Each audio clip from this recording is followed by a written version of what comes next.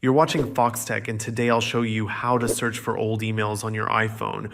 Whether you're trying to find an important message from months ago or just something you forgot to save, it's easier than you might think. Let's get right into it. First, open the Mail app on your iPhone, tap the search bar right at the top of the screen, start typing keywords, the sender's name, or parts of the subject that you remember from the old email.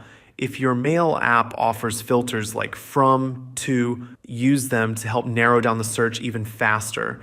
Once you start typing, scroll through the search results and look for the older messages. If you don't find the email in the main inbox results, check other folders like archive, junk, or trash, because sometimes emails end up there without you noticing. Also, it's important to make sure your mail settings are syncing all emails, not just the most recent ones. Otherwise, older emails might not show up at all. And if the old email still doesn't appear immediately, try refreshing the inbox by swiping down. Sometimes it just needs a second to pull older data from the server.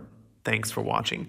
If this helped you track down that old email, don't forget to like the video and subscribe to Foxtecc for more useful iPhone tips. See you later.